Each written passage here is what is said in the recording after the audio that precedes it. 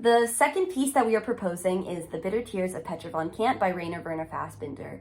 I am wearing this coat both because it heightens the themes of the play and because it is very cold in my bedroom. So, The Bitter Tears of Petra von Kant is the play version that was later adapted into a film by Fassbinder, who is a touchstone of the new German cinema movement, a fascinating, complex character that we don't have time to get into, but I was personally drawn to this play. I watched the film adaptation over a year ago because of its depiction of what success, power, and love can do to specifically women. I love Petra. She is unlikable, cruel, ridiculous, gaudy, over the top. Every single scene, she is wearing a different wig, each one representing the chaos of her emotional state.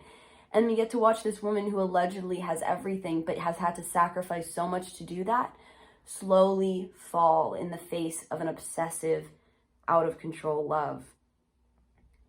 There's a lot about this play that is difficult to get into. The opening act is basically just Petra performing one incredibly long monologue over the course of 5 pages, while her assistant, who acts much more like a servant or even worse, is running around enabling her life. There is this silent character of Marlene, central to the play and certainly central to the film adaptation, who silently witnesses all the action on stage but does not take action against the relentless abuse she experiences at the hands of Petra until the final scene.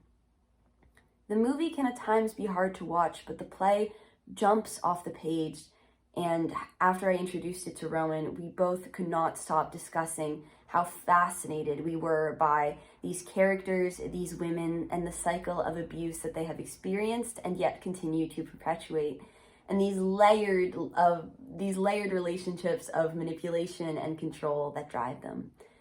There are challenges which I've discussed: the opening monologue and the character of Petra and her and the character of Marlene, and her silent, constantly on stage performance. But I believe that both of these challenges can be addressed through simply using my training. I think that we do a great job of training our actors, particularly to use their bodies in nonverbal storytelling, and I think that the character of Marlene would be the role of a lifetime for any actor interested in nonverbal storytelling and very fascinated by movement. Looking forward, now that you understand our personal passion for this piece, I wanted to discuss how we feel this could fit into the school and the world more broadly. Petra von Kant is a strange play. We don't often do Eastern European theater here. I know we did Cinzano last year, and that was quite exciting for me. But I do think that while this play is experimental in terms of some formal elements, especially in having a silent character like Marlene and having these extensive dramatic monologues, its usage of melodrama I find very fascinating, in that it remains a very serious piece with real themes while also not being afraid of being comically overblown, overdramatic. There's a scene where she crushes a glass with her bare hands. I think that dichotomy is very exciting, and I think it is this complicated borderline genre between absolute romantic drama and pain and absolute ridiculous queer comedy that I think we have not done too often, and I think it could be really, really exciting for our design and production students as well as our acting students particularly. More generally, I think this play is a really important play to see now because I have lived through the acclamation and the mainstreaming of contemporary feminism. Feminism went from a bad word that I was interested in when I was in middle school to something that even boys who would bully me and be sexist were calling themselves.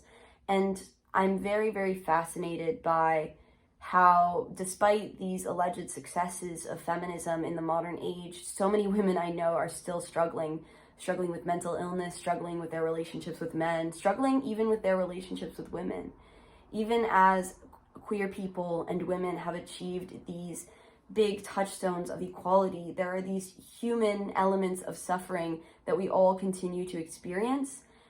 And I believe that in a lot of ways, the mainstreaming and capitalization on these marginalized groups has contributed to this suffering. I'm very, very passionate about this, if you couldn't tell, and I am fascinated to explore the effects of relentless pursuit of success, of hyper-individualization, of consumerism, and of basically these insidious forms of contemporary sexism. I'm fascinated to explore these effects on the psychology of a woman who is as brilliant as Petra.